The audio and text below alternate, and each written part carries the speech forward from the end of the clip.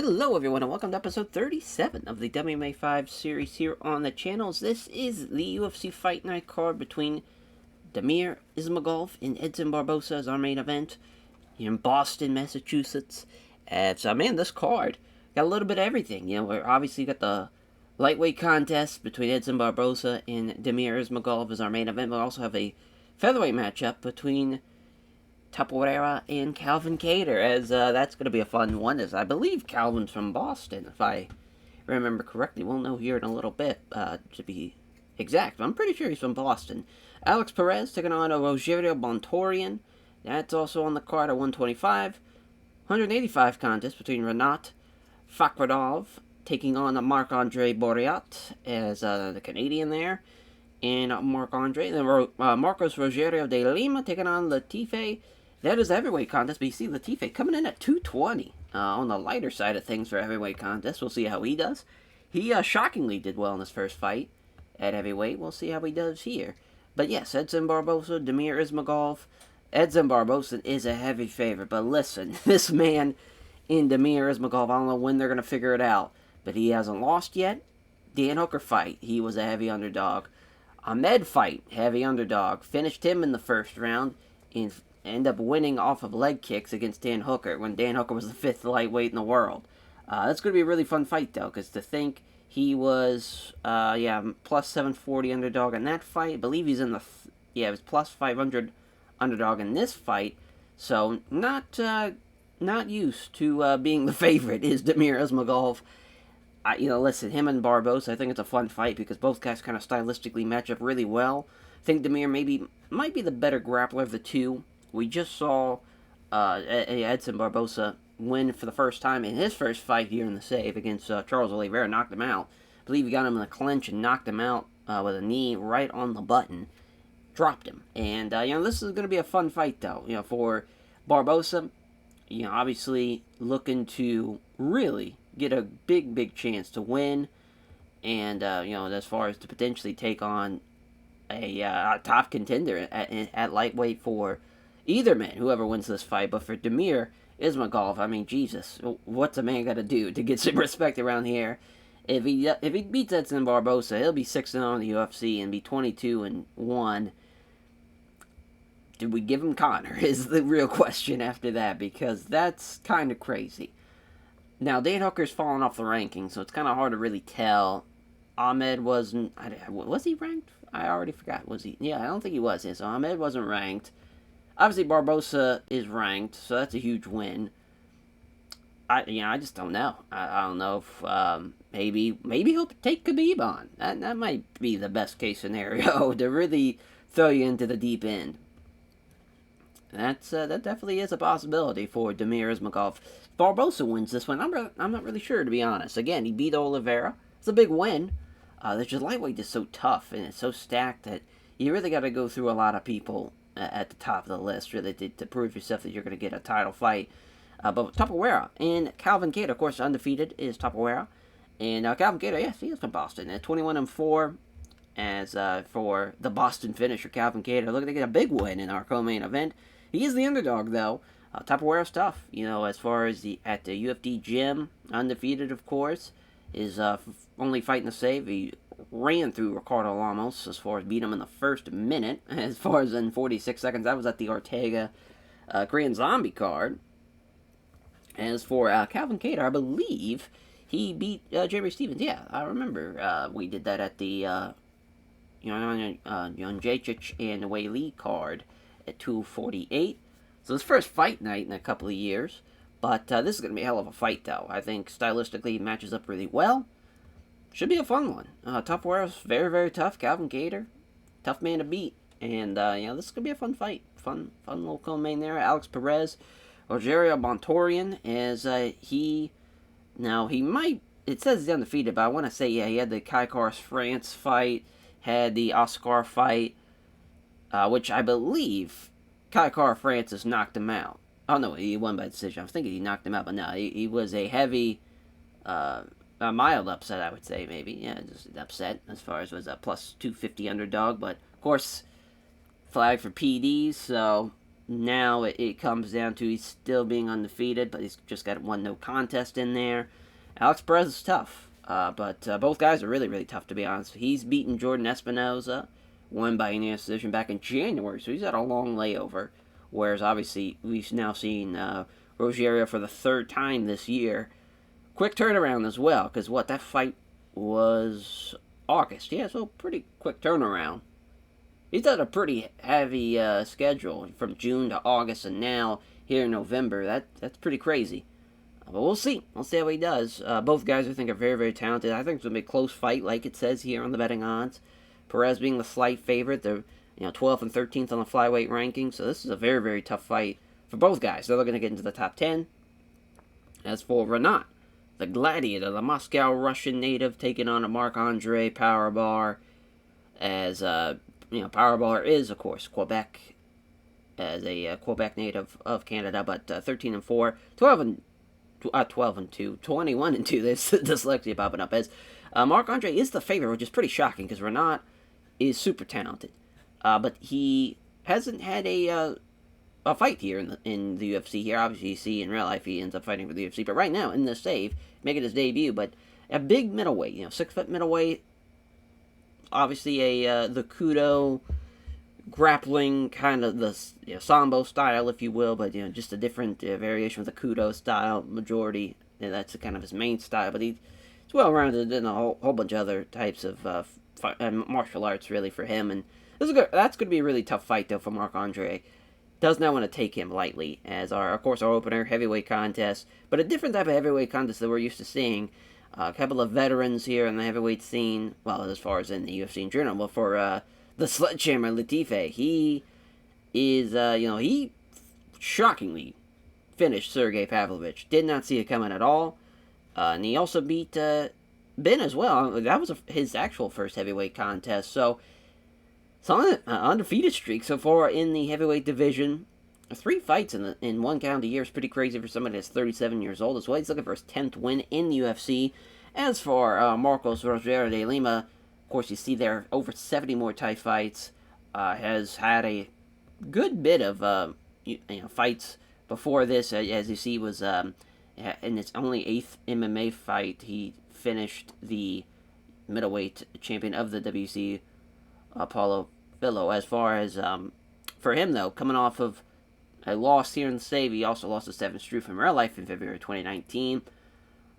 It's a tough fight for him, to be honest. I think Latifi is going to give him a lot of troubles, which is kind of shocking if you're looking at the betting odds, and Marcos Rogerio de Lima is the heavy favorite, but I don't see how a man who finished Sergey Pavlovich is going to just not run through somebody. I know he's got a good bit of weight to give up, but he's used to that. I think it's going to give him problems, to be honest. So our prelims, Jorgen de Castro against Umar Kane, as our Senegal native. As far as 4-1 wrestling background is he was a Senegal wrestling champion over there, as just a pretty stout man at 6'4", and I think he weighed in did you say what he weighed in? 265. He's a big fucker. He's an underdog in this fight, though, as the Massachusetts native, Jorgen de Castro, but I believe for him, he is coming off a loss to Rafael, as far as Barboza, as far as back in May. Knocked out Justin Taffa. It shows you what type of bad motherfucker he is. That's going to be a very, very fun fight to see, to kick off the prelim. Both guys no team as well. It is Diego Lopez taking on the Newfoundland Terror, Gavin Tucker, the Halifax, Nova Scotia native, 11-1, taking on a very, very tough fighter in Diego Lopez. Again, sure, the betting odds don't seem like Diego is a favorite, but we know what he turns into. He's now had a couple of big wins in real life and has had some tough fights along the way. And for him to have 20 fights already at 25 years old is huge. It's a huge advantage. Doesn't have a fight camp, which is going to be interesting for him against someone like Gavin Tucker, because Gavin is pretty tough, but I just don't think he's going to have what it takes to stop somebody like Diego Lopez. It's crazy that he hasn't fought in a couple of years here, but he's got a tough fight. And for Randy Costa, he's taking on Brad Superman Katona, as the Manitoba native from Winnipeg. He's 8-2 against another Massachusetts native in the Zohan, Randy Costa. As for Randy, he's 5-1. For Brad Katona, he is 2-2. of course, a couple of, bantamweight here for Randy Costa usually, but he's fighting a flyweight, and he's a huge underdog in this fight against somebody like Brad Katona, as Brad... Oh, no, he's a bantamweight. I was thinking they were flyweights, but no, they're bantamweights. But, yeah, of course, fought Merab in his last fight, which is a very, very tough fight to have in your first endeavor, or your first loss in the UFC against somebody like him. It would be a top 5, bantamweight. Yeah, as far as I believe, our only bantamweight contest, the only 135. There's the women's flyweight contest, the Silvana Lamavda Gomez Juarez, as I fucked that all up, but the Argentinian native, rather, Silvana taking on Melinda Fabian, the Hungarian fighter, which she shockingly beat Roxanne Modafferi. She also beat Hannah Goldie, too. She's on a winning streak, which is just shocking. She's got to lose this fight. But she is the favorite, so I don't know. Listen, I thought she was going to lose her last 2 fights. Hasn't happened, but Silvana, she had a fight in Jungle Fight back in May. That was her, as far as her last fight and her only fight here in the safe. She finished her opponent in the first round, so that's at least nice to see. Looking for her, as far as 13th fight, rather, for Melinda. 11th fight for Silvana. Similar age, the Kimbo background for Melinda, as just MMA base for Silvana. It's going to be a tough fight, though, I think, for both girls there. It's Ivan Ersland taking on Christian Edwards. Of course, Christian Edwards, very much, as far as a giant prospect, I would just say, at 6'5" as a light heavyweight, big dude, big dude, as he is definitely more of a wrestler base. Jackson Wink, as far as that's his camp, he's if he's gonna beat Ivan here, which he is a heavy favorite. Ivan's a pretty good freestyle wrestler, but I just don't think he's got the wrestling. As far as he beat Darwin Rodriguez at KSW 51 that back in November. In real life, as far as a Croatian fighter who has a tough task to take on somebody like Christian Edwards. Just a big son of a bitch in there. Tough wrestler to take down. Gonna be interesting to see how he does. As are more of the analytics here. As Barboza made everything for the 4th time here in the UFC. First time they fought again, the betting odds had Barboza as the huge favorite. That has not stopped Damir Ismagulov in the past. He is used to it. But he's won his last 3 of his last 5 fights by decision. Calvin Kattar's finished 3 of his last 5 opponents here against Capoeira. Does have one backer in Chris, but this is a very, very good fight, though. 2 men looking to hop into potentially 3rd, maybe even 2nd in the featherweight rankings. If Capoeira could beat Calvin Kattar, that's a big-time win. If Calvin Kattar wins here, either way, I think whoever wins this fight's probably taking on Holloway. So, you have that, as far as also if Holloway loses to Ortega, I guess, then it'd be the winner takes on Ortega. Maybe not, though. Maybe it still will be whoever wins this is taking on Max Holloway. If Holloway loses, that's who his next fight is. It just kind of seems like that would probably make the most sense. Either way, though, should be a very, very fun fight there. Sorry, flyweight contests, Perez and Montorian, as Perez 3-5 as far as he's won 3 of his last 5 fights by decision. Perez is the favorite. Montorian, one backer, and Harry had a tough showing in his last fight, but he's looking to right that wrong. We'll see. As Renat making his UFC debut, Marc-Andre Powerbar Boreat is the heavy favorite, but I would not hold a lot of weight into that either. I think Renat's going to be a tough fighter to deal with. We'll see. As then our opening contest on the main card, as Marcos Rogerio de Lima is the significant weight advantage and the big time favorite to win this fight. I just don't see it, though. I think De Lima is going to have a lot of problems with Latifi. We'll see, though. I could be way off. As Rueg Umar Kane taking on Jorgen De Castro. As De Castro, big favorite in this one. It's going to be a very, very tough first fight for him. He's got a great wrestling base, though.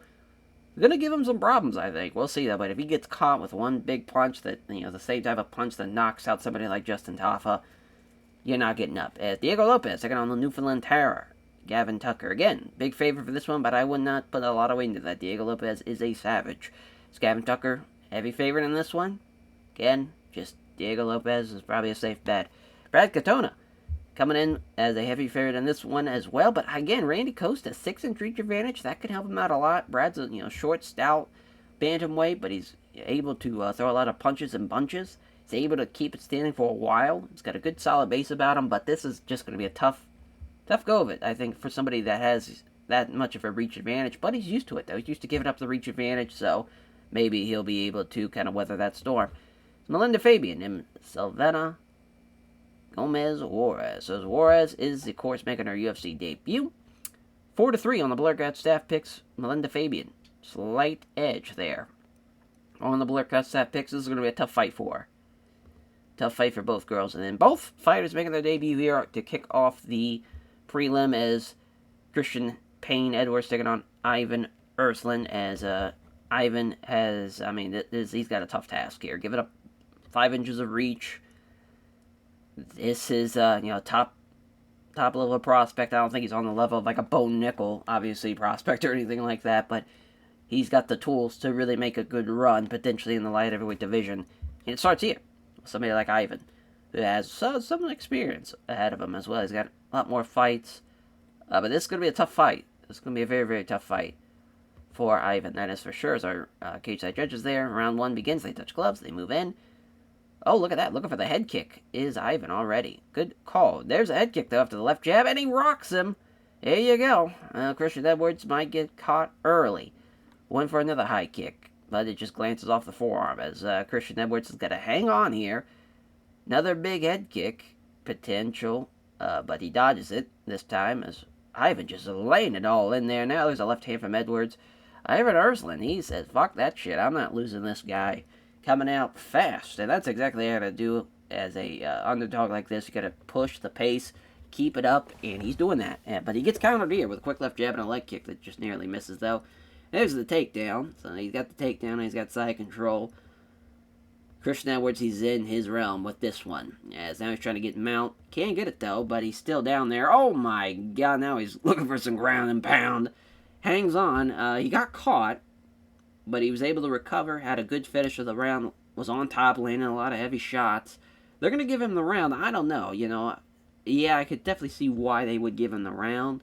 He did a lot on the ground. I don't know, though. Ivan did a really, really good job. I felt like he landed more than 3 strikes on top. So maybe Christian does win that round. Another glancing blow with a high kick. And there's a left jab and a left round's kick to the body from Edwards, though. He's mixing up his striking. Misses the left hand, that's probably going to give him a chance. Oh, no. Jab comes in wide, but he hits him with the right cross that lands hard, so now Christian Edwards is letting it fly. Oh, look at that. Christian Edwards with the head kick this time. Knocks him down. Look at the finish of the fight here in the second. Oh, now he's trying to get in the mount. He's got mount. Oh, my God. Well, what a stoppage that was. Yeah, it was way too slow. Christian Edwards looking real good in that fight.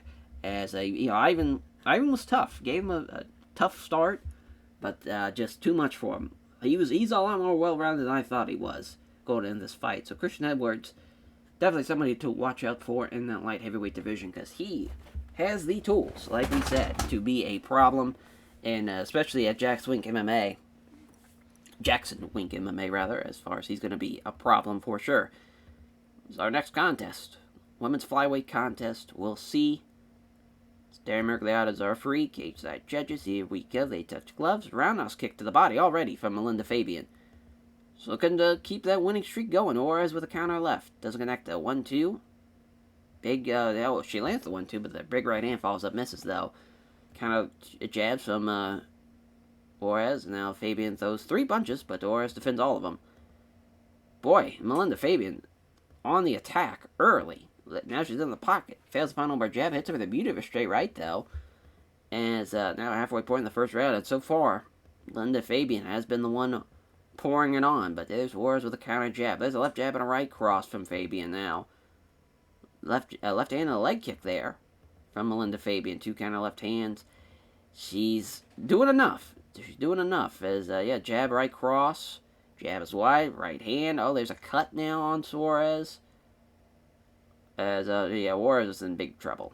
Big trouble. And Melinda Fabian outstruck her.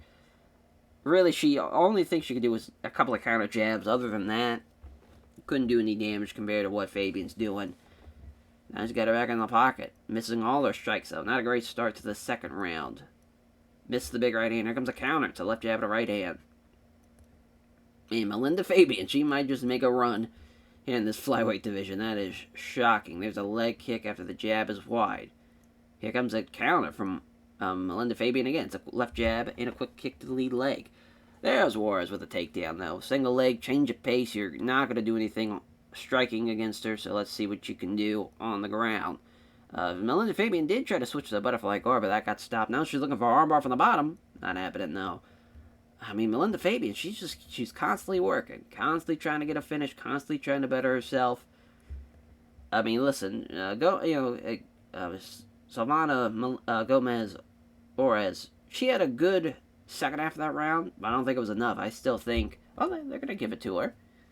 Yeah, I mean, she did land a lot of shots. It just didn't seem like she was doing a lot of damage, but I guess compared to Melinda Fabian, I guess she did enough. So it might be all tied up.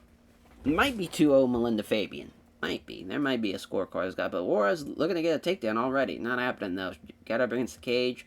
Trying to sweep her. Great block from Melinda Fabian. Now she gets caught with an elbow, and there has now reopened that gash. That's exactly what you need for your Melinda Fabian.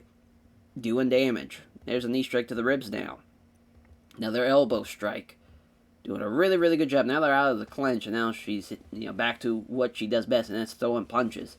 That Kembo background, doing a really, really good job so far. Not a fight ender, rather. Juarez cannot take her down this final round. Finally, she's got it down. Twist her down. Got it with about 1:20 left, and she's looking for the Americana. Not happening, though. Looking for a scramble now. She ends up in side control. Yeah, I don't think she won that round either. They gave it to Juarez. I don't see it. We'll see. 29-28 to Silvana Gomez Juarez. Well, there you go. Down goes Melinda Fabian. Yeah, I mean, that was a great performance. It didn't seem like she did enough in that third round. Maybe that was just me. Yeah, I guess it just seems like she's doing a lot more. Was Melinda Fabian during that? As far as I felt like she landed a lot more strikes, but it seems to not be the case. Hell of a fight, though. I will say that. It was quite a nice little back and forth encounter. She gives an name trick to everyone at Barboza MMA, very responsible of her friends, family, supporters, as she celebrates winning in her debut fight here. As Randy the Zohan Costa taking on Brad Superman Katona, as Brad Katona, of course, minus 670 favorite. Dan Mergliata as referee again. Of course, Randy Costa, the Massachusetts native, getting a big ovation there. Touch gloves. To start off, they'd step in and strike. Costa with a jab, but can't really land it. My God, there's the boxing of Brad Katana. Katona, rather. I always want to say Katana, but Katona, as he throws a flurry of 5 punches, ending with the right hook. Jab misses the right hook, though. 1-2 from Brad again. Tremendous stuff as Costa with a kick to the lead leg. There's a left cross from Brad now, and this is exactly what you need. Costa with a left cross. Katona with a pair of jabs followed by a right hook. My God, what a start. For both guys. Really for more so than Brad Katona, because he is lighting him up. Hasn't rocked him yet, though, but he's lighting him up. Missing the big right hand, though. Here comes a chance for Randy Costa to potentially counter, but didn't really land anything out of it. Left jab does connect to the right hand. Flurry of punches now, but it fails on the leg kick attempt there from Brad Katona. As, now he's looking for the jab. Wide the mark on the head kick, though. Now Randy Costa hitting the left hook to end out the round, potentially. Lands a quick punch. Checks the low kick, though. Does Katona, as Katona missing the jab. Kick to the lead leg, though. Trading the leg kicks, both guys. Liking that so far. Randy Costa with the 1-2 to end it out. Hell of a round. Both guys landed a lot of strikes for what we're used to seeing here in the save. It's Katona 10-9. Yeah, heavy favorite. Doing a good job so far. Second round here. Here we go. They move and engage. Costa with a left cross. Flurry of punches there. Now lands the nice right hook from Katona. Jab. Right hand taking on the gloves from Costa. Katona now with a pair of left jabs also lands the right cross. Jab. Right hand taking on the gloves. Jab and a low kick. Coming together strikes 1-2 from Costa. Clean with the right hand does Katona now. Halfway point in the round. May meet in the center. Off target. The left jab lands the right hook. Left jab, right hand from Katona. Left hook from Costa. Powerful straight right from Katona. Might have rocked him. Dropped him even. Looking to finish the fight here in the second. He is not going to. Oh, never mind. Gonna move the mount. Can't get it, though. So now a minute left. Don't think he's going to be able to finish him, but he definitely won that round, which is no surprise. So, yeah, that was a 10-8 one. I think that's fair. I don't think Costa... Sure, he landed a little bit, but when you get dropped and rocked like that, a 10-8's not a bad idea. But either way, he's down on the scorecard anyway. If you want 10-9, 10-8, he's down. He is down. Costa's off target with a jab. Right cross, though. There's a nice right hook from Katona now. Katona now, as far as throws some strikes and a fast leg kick, but Costa checks it now. He clinches up with him, trying to get a takedown. Brad stops it, trying to go for another takedown. That's not happening. Third time now. This time Katona's looking for the takedown. Not happening. Costa back again, and they separate. So Costa slowing down. So is Katona. And Brad, he's outstruck him. He's done a very, very good job boxing-wise. Randy wants to strike with him, which is a terrible idea. And there's these equal to the leg kicks. Now he's even able to catch that last kick. Still can't take him down, though. So Katona's back underway, and he gets caught again. My God, he just can't take him down, though. That's crazy. Caught 2 kicks back-to-back. Couldn't take him down either way. Off target with the left jab, connects to the right hand. There's a right hook from Katona now. Minute left. Can Randy swing for the fences here? Nah, it doesn't matter. Brad's going to be potentially 30-27. Yeah, I think that's the right call. Just 30-27. No need to make it a 10-8 round in the second. But it was a good fight, though. The third round was a little sloppy. But yeah, that was a good fight. Good little fight. Brad making it 9-2. 5-2 for Randy Costa, though. Tough break. And so, yeah, I mean, definitely the betting line there, that made sense. Minus 670 was pretty accurate, to be honest. Brad Katona looked real good there. He praises the Next Generation MMA Liverpool. Was very responsive of his friends coming out supporting me. And gives a show of respect, though, to Randy Costa for hanging in there. Surviving that second as Diego Lopez taking on Gavin Tucker. Josh Rosenthal, referee, cage side judges. Here we go. They touch gloves. Left head kick, though, right off the rip for Gavin Tucker. Pair of jabs from Diego Lopez. Leg kick there from Tucker. Lopez looking for that chance to grapple. Jabbing a left hand. Lopez still trying to take the initiative. Not happening. Oh, Lopez catches that last kick. Now looking for this takedown. Got him down. Never mind. I thought he got him in a turtle up position for some reason, but he's got him against the cage. Trying to stomp him. Ends up just getting out of there. Just Gavin Tucker. Now again, Lopez catches the leg kick. And again, can't take him down, so he just drives him against the cage again. Surprised to see Diego Lopez struggle like he has, but again, the betting line might have made sense here. Oh, now, as far as Gavin Tucker lost his footing, and now he's on the ground. He gets kicked to the thigh, steps away for the up kick now, and now Gavin Tucker's back standing. Honestly, I thought Diego Lopez won that round. I know it wasn't the greatest start.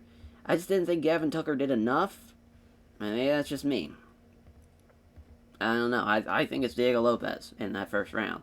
Thought he, with the way he was countering his striking, the way he got him against the cage, sure, he couldn't take him down, but I thought he, and plus was able to do damage, when he was on the ground as well. So, a little bit of everything from Diego Lopez. But it was a close round. As the jab hits him, they hit him with a low kick. Right jab, rather. But Lopez gets covered with a spin kick there to the body. There's a right hand and a left cross from Tucker now. 2 jabs hit him, then he hits him with a leg kick. So, Gavin Tucker's doing a good job of these leg kicks. Now there's a body shot. He's really lining him up here in the second, but Gavin Tucker's getting tired. Now there's a left cross that lands hard. Jab at a straight left hand that lands hard again.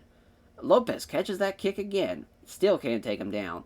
What is it with the guys catching these body shots or leg kicks, and they haven't been able to take anybody down off of it? That has been big tough. There's a leg kick from Gavin Tucker again. Minute left. High kick to the left side of the head. Gotta be it. Oh, there's a nasty cut. And he steps back to avoid the left head kick, does Diego Lopez this time, though. Yeah, Lopez has been getting fucked up. He definitely lost that round. If you give Gavin Tucker the first round, too, he's definitely down and needs to finish. If not, it's 1-1. But, yeah, just the way Lopez is taking damage from these leg kicks, and it's just not happening. As there's leg kicks, there's a body kick now. 2 right hands and a left round kick to the ribs. Gavin Tucker, he's still slowing down, but just Diego Lopez, he has not had really any type of offensive attack here, unfortunately for him. And there's some more roundhouse kicks to the ribs. But maybe Tucker will Tucker himself out. Lopez again trying to get a takedown, not happening. Just yeah, not a great look for Diego Lopez. I had a lot more faith in him, to be honest. That was probably my fault for putting him in such a heavy underdog fight, in a tough fight, than for Gavin Tucker, because Gavin did a good job. Did a really, really good job. I just thought Diego Lopez was going to be a lot better. Third round, I don't think he registered a stat. He did not. Neither in the second. So yeah, just an all-around brutal effort from him as, Gavin Tucker praises his team, his Revolution Fight team, and gives an inject to all those guys, all of his favorite sponsors, and all of his friends' favorite supporters, and he shows respect to Diego Lopez, though. Our main event, the prelim, and what a fight here for Umar Kane and Yorgan De Castro, as De Castro coming in as a heavy favorite. Both guys have no teams, similar records. The Fall River, Massachusetts native. These are some big motherfuckers. 5'11", 254 is hilarious. 6'4", 265 is insane. Cage side judges there. Yeah, giving up at least 25 pounds as De Castro comes in, throws a punch, but Umar was equal to it, as now he's got a hold of him. Looking for the big out to slam somebody that's 250 pounds is insane. But that's what a Senegal wrestling champion will do. And he is looking to ground and pound his way to victory early. That is pretty awesome. Already living up to expectations, already. But he's blocking him now. De Castro's breathing very hard. Boy, oh boy, as he is on top and raining down these shots. Can't get him off of him. Short knee strike to the head now. Trying to, again, looking for the scramble. Oh, he ends up winning on the scramble, so there is that. Now he takes a short knee strike to the head.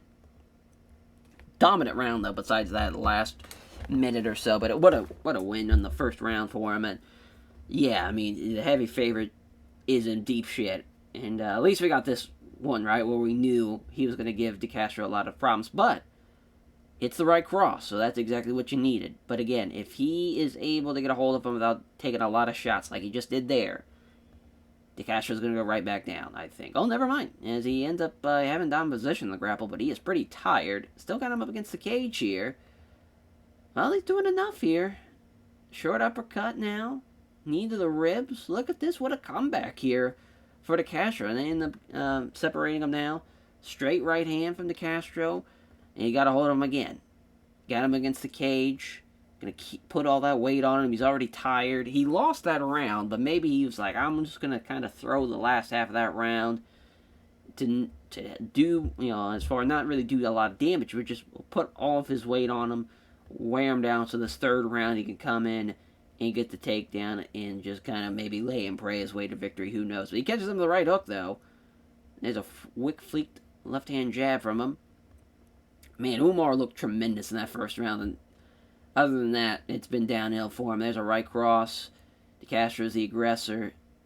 He's got him. He's been able to have a pretty good job at winning a lot of these not takedowns, but he's winning a lot of the grapple exchanges. But now he can't take him down, which is no surprise. He's going to be a tough man to take down.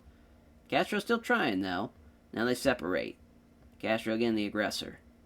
Got him pinned against the cage. Still not taking him down. Sucks, man. I mean, Umar had a great first round. I don't know what happened. Couldn't finish him. Maybe didn't have enough left in the tank. Not sure, but he should have won that fight, and he should have won it. But couldn't get it done after the first round. Tough break. But shout out Yorgan De Castro, though, coming back from a tough first round. Had a great second. Third round, he just kind of kept on trying. He just had enough in the tank. But Umar, man, that's definitely going to be one where he's going to be looking in the mirror after that one and just thinking, God, what I could have done, what I should have done. As the opener of the main card here of this fight night, Marcos Rogério de Lima against Latifi as the Sledgehammer, looking to get another victory here. It's the Swedish native taking on the Brazilian as a 5'8", 220. That's insane here at heavyweight, but we'll see how he does against Rogério de Lima. Yeah, he's got at least 35 pounds on him as well, but Latifi's used to it. Two right hands from Latifi. Well, defends him well as Latifi here on the Marcos Rogério de Lima still trying to push the pace, trying to get into the pocket. Does so. And he jab is wide, hits him with a leg kick though. Left kick to the body. As far as misses the head kick, does Latife. That would have been crazy. Jab, misses the head kick, does Latife again. Right cross from De Lima. There's Lima now. Maybe potentially, there's a left hook. 1-2 from Latife, though. They're landing, as far as nails the right cross here. Nails the left hook, does Latife. They're landing their shots. Quick left jab and a great right hook off the counter from Lima, and I think he won that round, but it was pretty close. I'm surprised they stood there and swung the whole time, but it was a fun first round. Coming off of that, looking to get, that same type of pace potentially. Left jab, fails on the body kick, though.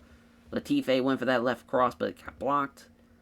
Left hand taking on the gloves. Left jab, right hook, right cross rather, that lands from De Lima. Doesn't connect with the right jab, has the left hook blocked, though. Doesn't connect with the right hand to the body. Nearly fails to connect, though, on these right hands here, off the counter.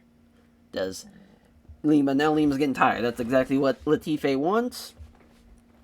He's trying to dodge with the left hand and counterattacks a low kick to the lead leg. They meet in the center. Latife there with a right cross that ends in the combination there. After the clean left hand, too. Oh, Latife's hurt, though. Oh, it was De Lima here that had the combination, rather. My bad. He rocked him with it. And he drops him with a back fist. Holy shit, looking to finish the fight here in the second. Does De Lima, is he going to do it? Nope, not going to finish him, but he's obviously won both rounds 1 and 2. And now they're back standing, though, to end out the second. Big left hand from Latife, and there's a nice left jab that's off target, though, but it's the right cross again. Yeah, I mean, what a, yeah, he's in deep trouble. It is Latife. Thought he had him, De Lima had dropped him. Thought maybe potentially a finish, but Latife's still hanging on. Another counter from De Lima. That's a right cross. Looking to finish him here in the third. And he just comes in and drops him with the right hand. Knocks him out cold. Great fight. Tremendous performance from Marcos Rogerio de Lima. He was tremendous. Great striking. The Muay Thai background really showed up there. Latife trying to outstrike him was probably a terrible idea. Didn't use any of his wrestling. Didn't even try for a takedown. As Barboza MMA again getting a fight camp winner in Marcos Rogerio de Lima. As praises Latife for his skill and toughness. But yeah, that was some good shit. I mean, listen, Latife, he was a tough customer, and for Marcos Rogerio de Lima to beat him shows you where he's at in the heavyweight division. Maybe potentially going to take on another ranked guy, as maybe even a top 15 guy potentially. As Renat making a debut, a big time debut. And listen, we've seen some flashes of some underdogs, but so far it hasn't really been an underdog night. Rosenthal's our referee. Cage side judges here, just locked in here. They are ready for war. Let's see what they start off with. Doesn't do anything with the strike exchange. Counter from Marc-Andre there with a left jab and a good right hand. Renat with the takedown attempt, not happening. But he's got him against the cage, got the trip. Sweeps him down, got his back. Oh boy. Rear naked choke, not getting the hooks in, potentially, as he unloads some big right hands, though. Oh, now he's a couple of nasty-looking punches get through and hurt him now. Still got his back. Couple of shots still landing clean. Looking for the rear naked choke again. If he gets the hooks in, he's probably going to be able to finish him, but I don't think he's going to be able to do it. But a tremendous start to keep him on your back. Not a great look to not be able to finish him with so much time being on your back, but great round, though. I mean, listen, he did a really, really good job. See what happens in the second, though. We saw that with Umar Kane. Had a great first round and ended up blowing it. So we'll see. Yep, here comes a counter. Head kick from Marc-Andre, and he rocked him with it. My God, Renat now goes down with a big right hand. Looking to finish the fight, and he does. On cue. What a win for the Power Bar. 14-4. What a comeback. Renat is going to be real devastated with that one. As 21-3 for him, 14-4. The underdogs, they've shown flashes sometimes, but then reality hits and they get fucking caught. As Sanford MMA getting a winner here for Marc-Andre. As he praises his, as far as his team, his various sponsors, and also fans that come and support him. As Alex Perez against Rogerio Bontorian, as Bontorian now, the underdog in this one, looking to, again, avenge kind of his last performance after getting completely destroyed by KFF. or KKF rather, as Kai France destroyed him. But Alex Perez looking to get his 24th victory. As, who's our ref? Mercleon? Alright, as our cage judges there. Here we go. As they touch gloves, Perez moving forward, pressuring him down. Montoya with a counter jab. Stunning right hook from Alex Perez. Knocked him down. Already looking to finish the fight here in the first. Boy, oh boy, Alex Perez showing up and showing out with that one. The TKO in the first 30 seconds. Well, that's how you do it. The main card flyweight contest ends in 33 seconds, and we saw two heavyweight contests end by via a decision. But he's at Kung Lee's MMA. I did not see that. I did not notice that. So that makes sense. He wants Pantoja next. That's a hell of a fight, though. Yeah, Alex Perez looked great in that one. To think Kai France, it took him the distance to beat him, and he beats him in 30 seconds. At our co-main event, Topo Herrera taking on Calvin Kattar. As Topo Herrera's got a tough task. It's Calvin Kattar. It's going to be a very, very fun fight, though. As Josh Rosenthal back out there again. Cage side judges here. Unsurprisingly, loud ovation for Calvin Kattar. Here we go with the opening bell. They touch gloves. Here we go. Topo Herrera trying to get a takedown, but Kattar took the initiative first, a straight right hand. Now Topo Herrera, he's got the takedown, though. Sweeps him off his feet. Down he goes. He's up against the cage. Not looking good. Guillotine. Oh, and he got him. Oh, my God. Topo Herrera finishes him early with a minute 30 with that guillotine. Unreal. 13-0.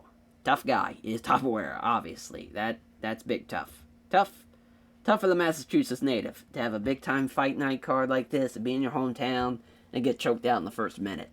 Not great. As he thanks everyone connected to the UFD gym for having prepared for the fight and sponsors for supporting him financially. Just tremendous stuff there from Topo Herrera. Tremendous. As our main card, main event, Damir Ismagulov against Edson Jr. Barboza. This is going to be a crazy fight. This has been a pretty great fight night card. It's actually been a pretty great card all around. We haven't really had a stinker or anything like that. These have been pretty exciting fights.